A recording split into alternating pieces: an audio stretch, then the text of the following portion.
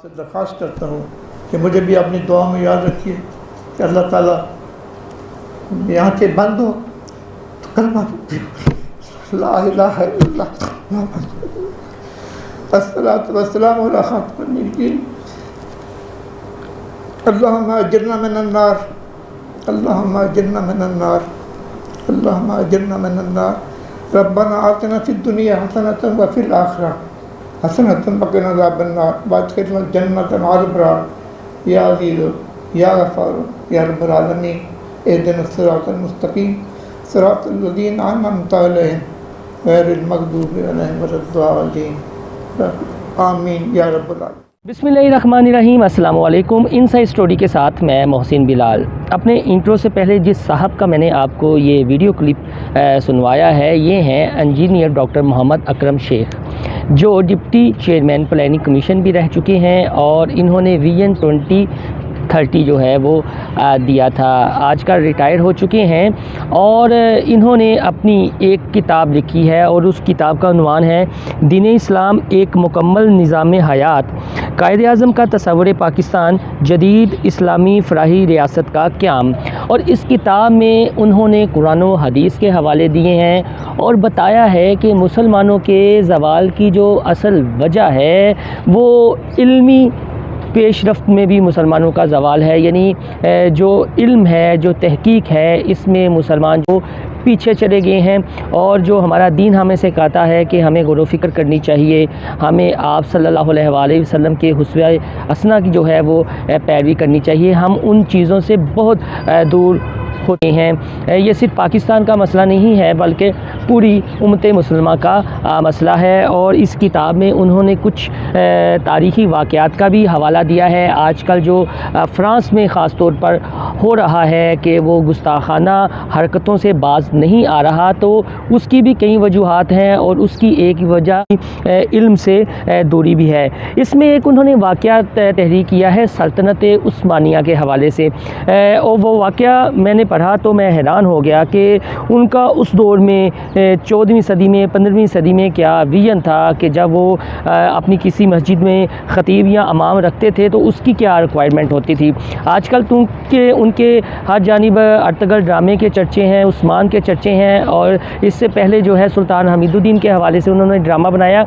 और ये फ़्रांस वाला जो इशू उठा है, जो उनके सदर ने जसारत की है, उस पर सुल्तान हमीदुद्दीन का भी एक क्लिप जो है ड्रामे का बड़ा सोशल मीडिया पर वायरल हो रहा है कि उस दौर में जब फ़्रांस के एक थिएटर में आप सल्लल्लाहु अलैहि वसल्लम के हवाले से कुछ गुस्ताखाना हरकतें की जानी थी, कोई इस तरह के खाके वगैरह थे या पम्फलेट वगैरह थे, तो ये ख़बर अखबारों में छपी और सुल्तान हमीदुद्दीन तक पहुंची तो वो गुस्से से लाल पीले हो गए और उन्होंने फ़ौरी तौर पर रिएक्शन दिया।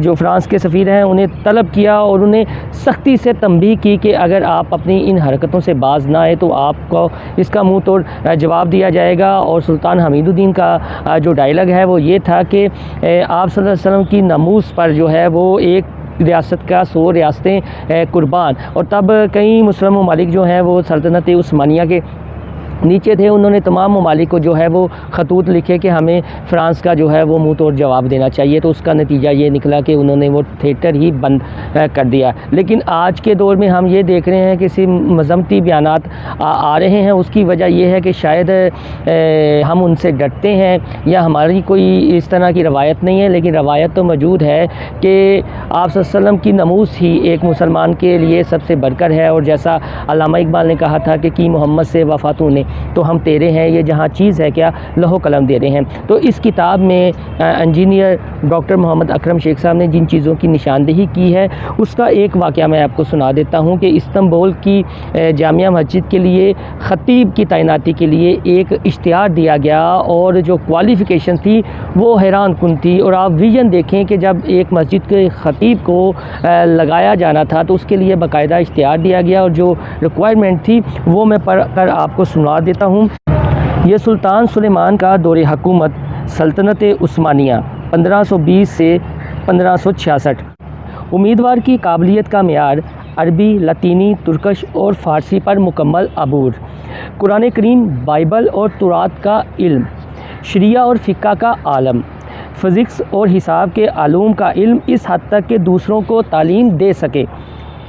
बहादुरी, तीरंदाज़ी, कुश्ती और जहाज़ के फ़न में माहिर उस्ताद, मर्दाना हुस्न का मुजस्मा, कुरान करीम की तलावत के लिए मधुर और सुरीली आवाज़।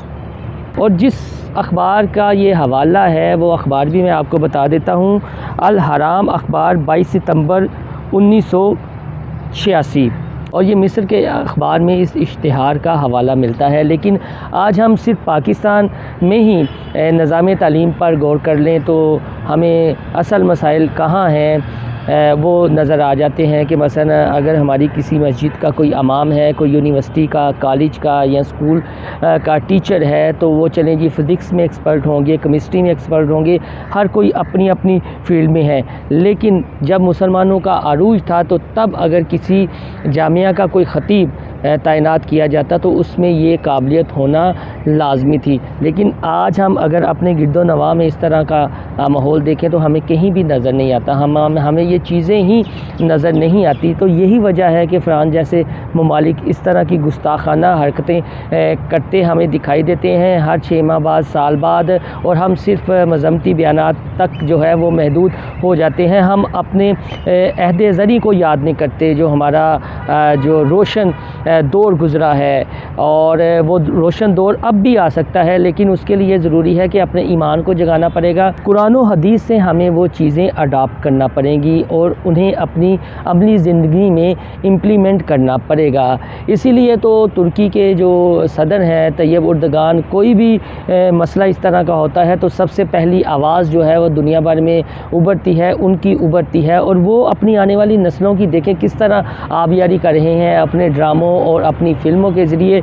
और हमारे यहाँ ज़वाल पजीरी ये है कि हमें कोई भी शोबा ऐसा नज़र नहीं आ रहा कि जिसमें हम अपनी यूथ को, अपनी आने वाली नस्लों को ये बता सकें कि हम किन के अमीन हैं, किन की वरासत के अमीन हैं। इकबाल इतना बड़ा नाम, कायद आज़म इतनी बड़ी शख्सियत, और फिर हमारा दीन जो एक मुकम्मल ज़ाब्ता हयात है। अगर इन चीज़ों पर गौर करेंगे और आने वाली नस्लों को इस ट्रैक पर लेकर जाएंगे तो यकीनन जो है वो पाकिस्तान भी तरक्की कर सकता है और हम अगियार की ग़ुलामी का जो तोक है वो गले से उतार सकते हैं। आपको मेरी ये वीडियो पसंद आए तो मेरा चैनल इनसाइड स्टोरी सब्सक्राइब करना ना भूलिएगा। अल्लाह हाफ़िज़।